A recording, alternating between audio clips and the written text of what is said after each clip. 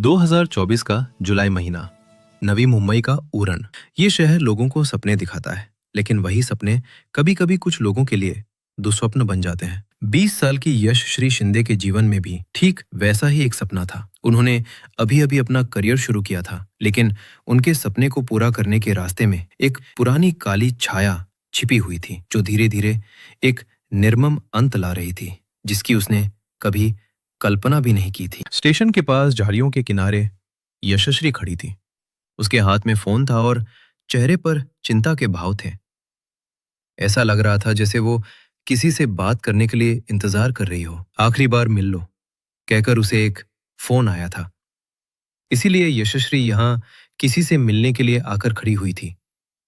उसने सोचा था उस व्यक्ति से मिलकर घर लौट जाएगी, घर जाकर माँ के हाथ का खाना खाएगी, भाई के साथ गपशप करेगी। लेकिन अचानक पीछे से एक चमकदार रोशनी उसकी तरफ तेजी से आई, यानी तेज धार वाले चाकू की रोशनी की चमक। ये देखकर यशश्री डर गई थी। कुछ समझ पाने से पहले ही उस व्यक्ति ने चाकू से उस पर वार करना शुरू कर दिया।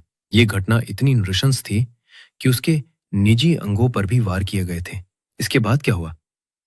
क्यों एक ना इतना क्रूर अंत लेकर आई? आज हम वही कहानी बताएंगे, यशश्री शिंदे की सच्ची कहानी। ये लड़की नवी मुंबई के उरण के एक साधारण परिवार से आई थी। माता पिता, छोटे भाई बहन सभी एक छोटे से फ्लैट में रहते थे। यशस्वी ने अभी अभी बेलापुर की एक निजी कंपनी में डेटा एंट्री की नौकरी पाई थी। रोजाना ट्रेन से ऑफिस जाना और काम के बीच दोस्तों के साथ गपशप, शाम को घर लौटकर माँ के साथ रसोई में बातें करना। उसका सपना साधारण था, पढ़ाई जारी रखना, परिवार को थोड़ा सहयोग देना, शायद एक दिन अपने पैरों पर खड़ा होना।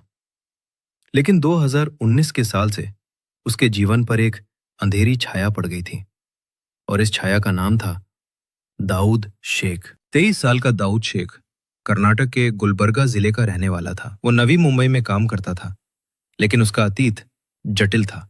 वो ज्यादा काम नहीं करता था और सारा दिन यहाँ वहां घूमकर ही गुजरता था। 2019 में जब यशस्वी केवल 15 साल की, यानी अभी भी नाबालिग थी, तब अचानक रास्ते में उसकी मुलाकात उससे होती है और वहीं से वो यशस्वी को फॉलो करने लगता है। यहां तक कि एक दिन दाऊद उसके प्रति अनुपयुक्त व्यवहार करता है। यशस्वी ने यह बात अपने पिता को बताई। उसके परिवार ने तुरंत पुलिस में शिकायत दर्ज कराई। दाऊद के खिलाफ पॉक्सो कानून के तहत मामला शुरू हुआ। जिस मामले में दाऊद जेल गया था, उस केस में उसने लगभग 6-7 महीने की जेल काटी। लेकिन जेल से बाहर आने के बाद उसका व्यवहार और भी ज्यादा आक्रामक हो गया। इसके बाद वो लगातार यशस्वी से संपर्क करने की कोशिश करने लगा। असल में उसके फोन में यशस्वी की कुछ निजी तस्वीरें थी। यशस्वी बार बार उससे कहती थी, मेरी फोटो डिलीट कर दो, मुझे भूल जाओ। लेकिन दाऊद कभी नहीं मानता। उसके हर शब्द में एक जिद छिपी रहती। तुम मुझसे शादी करोगी और फिर हम दोनों कर्नाटक चले जाएंगे। दरअसल बाद में जांच में पता चला कि यशस्वी और दाऊद एक दूसरे से प्यार करते थे। दोनों घंटों फोन पर बात किया करते थे और यशस्वी के शरीर पर दाऊद के नाम का एक टैटू भी मिला था। दाऊद हर हाल में उससे शादी करना चाहता था, लेकिन यशस्वी इसके लिए तैयार नहीं थी। दाऊद जब भी जयश्री से शादी की बात करता, जयश्री हर बार साफ मना कर देती थी कि वो उससे शादी नहीं कर सकती। धीरे धीरे जयश्री का ये ना दाऊद के अंदर एक जहरीली बेचैनी बनता जा रहा था। एक तरफ जयश्री किसी भी तरह उससे दूर होना चाहती थी, जबकि दाऊद इसके बिल्कुल उलट। वो किसी भी कीमत पर जयश्री को छोड़ने के लिए तैयार नहीं था। इसके बाद दाऊद लगातार उसे मैसेज और कॉल करने लगा। मजबूर होकर जयश्री ने उसका नंबर ब्लॉक कर दिया। लेकिन दाऊद यहां भी नहीं रुका।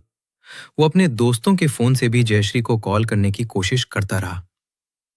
धीरे धीरे दाऊद की हरकतों से जयश्री पूरी तरह परेशान और असहज हो गई। वो बस किसी तरह उससे छुटकारा चाहती थी, लेकिन दाऊद अपनी जिद पर अड़ा हुआ था। वो किसी भी तरह जयश्री को छोड़ने के लिए तैयार नहीं था। 25 जुलाई 2024। उस दिन यशश्री ऑफिस से घर लौट रही थी।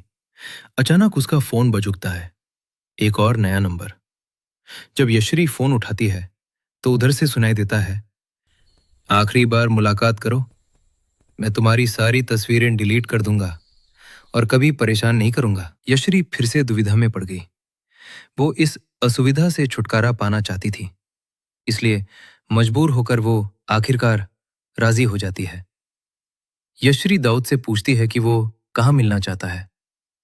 यशरी समझ नहीं पाई कि उसके साथ क्या होने वाला है। उसने सोचा था कि उसकी ये असुविधा आज पूरी तरह से खत्म हो जाएगी, लेकिन वो नहीं जानती थी कि यही असुविधा आज उसे खत्म करने वाली है। दाऊद ने पहले से ही सब योजना बनाकर रखी थी, इसलिए वो मिलने के लिए एक निर्जन और खाली जगह चाहता था। जगह तय होती है उरन रेलवे स्टेशन के पास, एक निर्जन जगह पर मिलेंगे।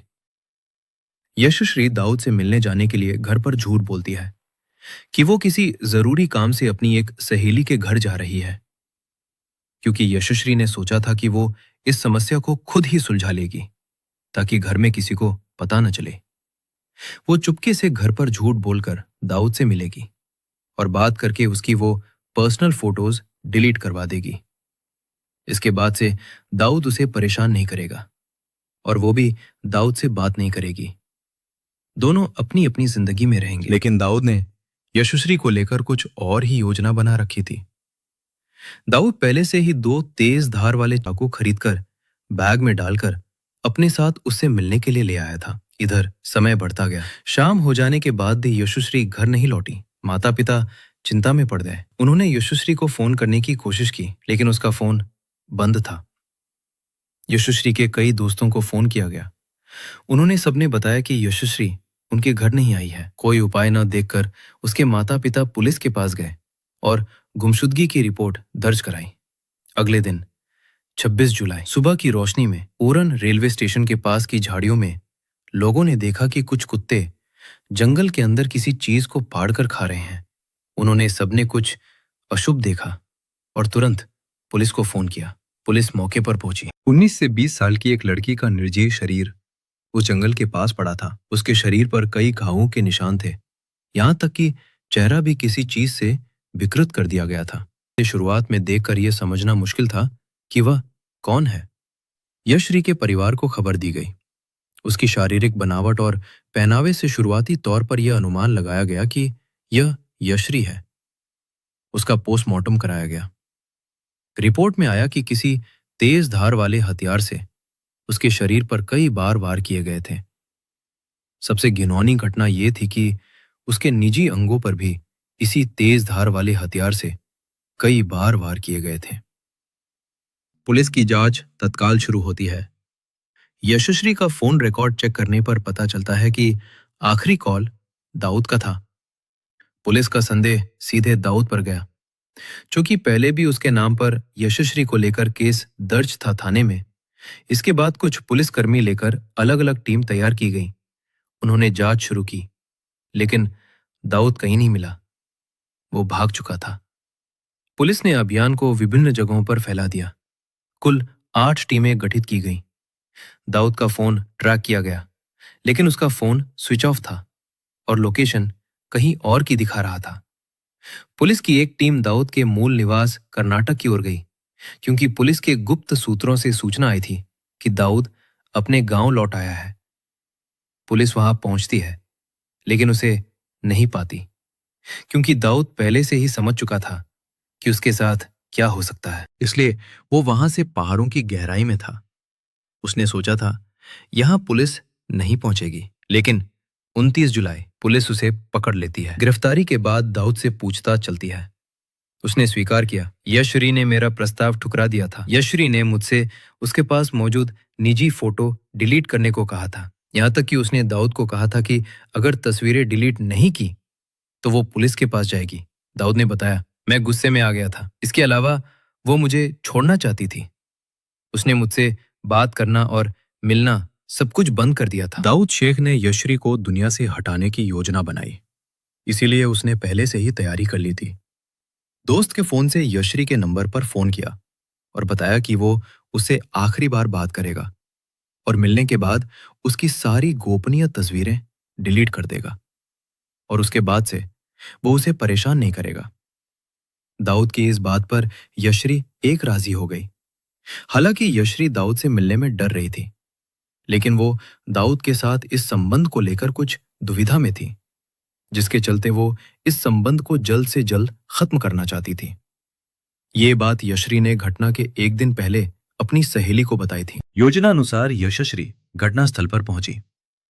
तब उनके बीच काफी कहासुनी हुई। गुस्से में आकर दाऊद ने चाकू से उस पर वार किया।